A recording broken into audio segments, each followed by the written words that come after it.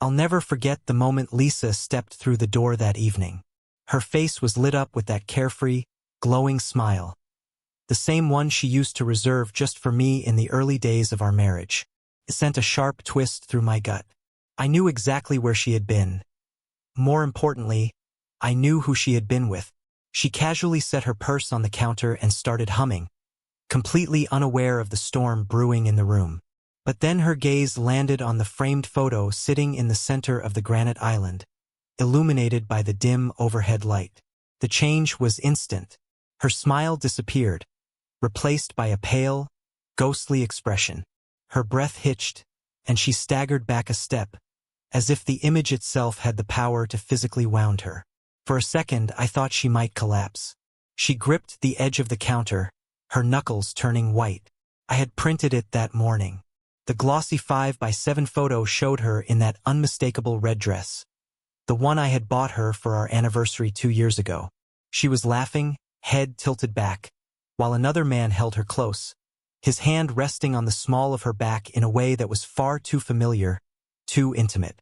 The setting was a boutique hotel downtown, the same one Lisa had told me was hosting a ladies-only spa retreat 3 weeks ago. I had hired a private investigator. Seeing the evidence laid out so clearly, her deception, the hidden life she had been leading, felt surreal. The snapshots, receipts, text messages, all of it painted a vivid picture. The truth had stared back at me from my laptop screen night after night, daring me to confront it, and now it was staring back at Lisa. Her voice trembled as she finally spoke. What is this?" she stammered, barely above a whisper.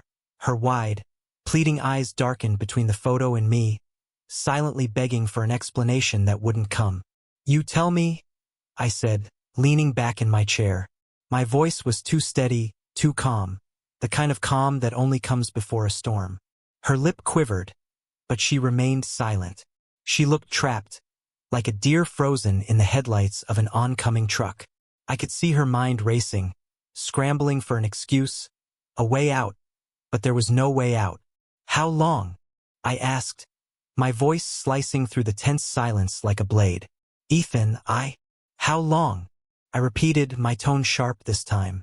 She hesitated, then crumbled. 6 months, she whispered, barely audible. 6 months. Half a year of lies, half a year of her laughter, her intimacy, her body being shared with someone else. A wave of fury surged through me, but I refused to let it show, not yet. I stood up and walked to the counter, picking up the photo and holding it out to her. I forced her to look at it again.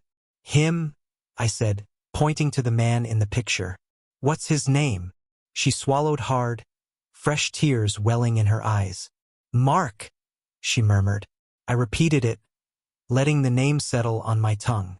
"Mark, the guy you've been meeting in fancy hotels while telling me you're at book club. Mark, the man you've been sneaking around with while I was working late to pay for this house, for your car, for your entire life. That Mark." She broke down completely, covering her face with both hands as sobs racked her body. I didn't move, couldn't. Her tears did nothing but stoke the fire burning inside me. "Ethan, I'm so sorry," she choked out between sobs. "I never meant for this to happen. It was a mistake." "Stop." My voice was sharp, cutting through excuses like a knife. "A mistake is forgetting to buy milk from the store. Sleeping with another man for 6 months. That's not a mistake, Lisa." I held her gaze, my expression unyielding. "That's a choice. A repeated, deliberate betrayal." She stared at me, her tear-streaked face full of regret, but I couldn't tell if she regretted what she had done or if she just regretted getting caught. "I can't lose you," she whispered, stepping closer. "I'll end things with him. I'll do whatever it takes to fix this. Please, Ethan, I love you." A bitter, hollow laugh escaped me before I could stop it. Even I was surprised by the sound.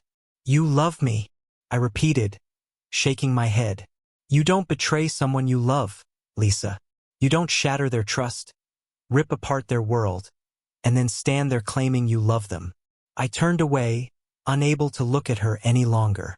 Walking into the living room, I picked up a folder from the coffee table and handed it to her.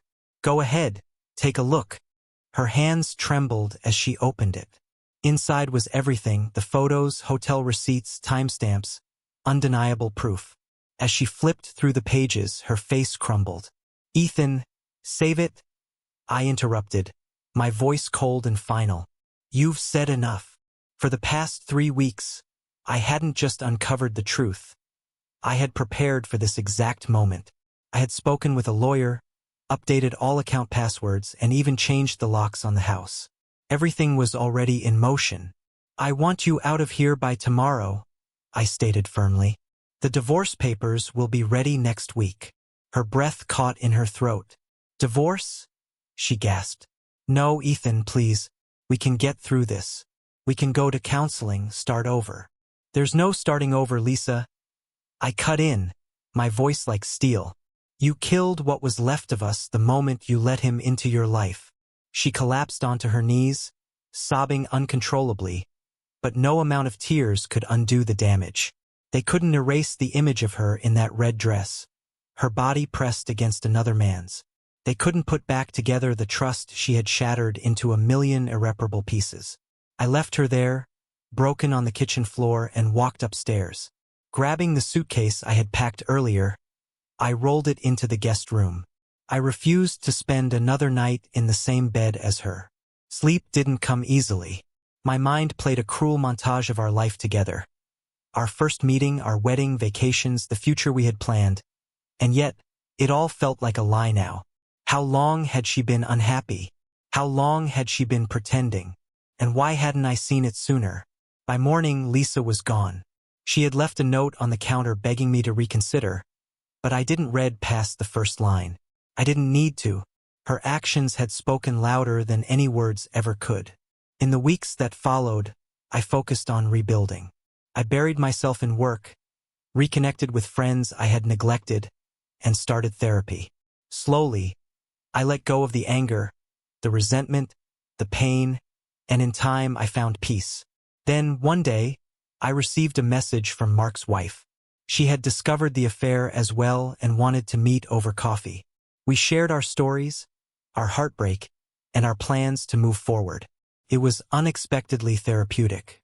We reminded each other that we deserve better, and we promised to support one another as we healed. Months later, I heard through mutual connections that Lisa and Mark's relationship had fallen apart. She had left the city, abandoning the wreckage of the life she had destroyed. I felt no satisfaction in hearing it, only a quiet sense of closure. She had made her choices, and I had made mine. The photograph that started it all now sits in a box in my closet, a relic of a past I've left behind. It serves as a reminder of the lessons I've learned. To value honesty, to never settle for less than I deserve, and to always trust my instincts. And as for me, I'm doing okay. Actually, I'm doing better than okay. I've started dating again, cautiously optimistic about the future. For the first time in a long time, I feel free to live, free to love, free to be happy.